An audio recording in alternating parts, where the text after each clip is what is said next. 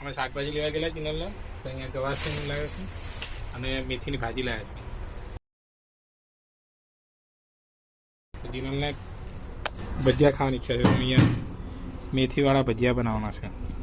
અહીંયા બેસન નહોતો તો બેસન લઈ લીધો અને બેસન કાપીને અહીંયા નાખી દીધી. હવે હું સરળ નાખી લઉં અંદર. ભજીયા બનાવવાના ચાલુ થઈ ગયા છે. આટલા બની પણ ગયેલા છે અને પપ્પા ભજીયા તળે છે હજુ. પપ્પા તમે તળે છે તળો છો મેથીવાળા. હા અને એની અંદર શું નાખી દીધું? જીરું. જીરું પણ નાખી છેલ્લું બાકી રહી છે.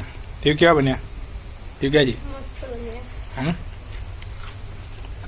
ના તો ક્લાસ હા બાકી મેથીવાળા હા. આજે મને ખાવાની ઈચ્છા થઈ ગયેલી અને જીનલનું બોનું મળી ગયું.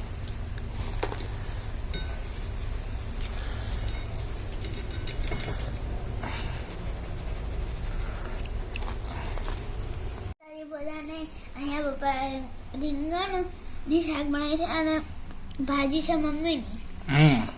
અને મેથીના ભજીયા તમે ખાઈ લીધા પણ હવે આ રીંગણને મેથીનું શાક પણ ખાય છે, ભાજી પણ.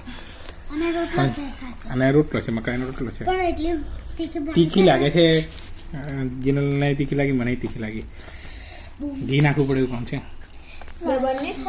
હા જો અમારો દેશી તરીકો શાક લઈને અંદર રોટલો મકાઈનો ચોળી દીધો. હજુ આ થોડોક ચોળી લાવવું પડશે નહીં? સારી લાગે છે ને? રોટલો અને ઘી અને શાક છે. હવે મસ્ત આમ મિક્સ કરી દઈશું.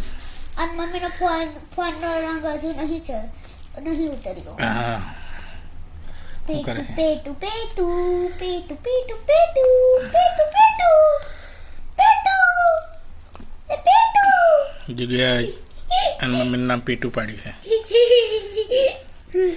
જો કેવું મસ્ત થઈ ગયું. હવે જીનલના અમે ચાલુ કરી દઈએ, ખાઈ લઈએ. આટલું આ ભજીયા 2-3 લઈ લીધા છે. અહીંયા કેવું છે?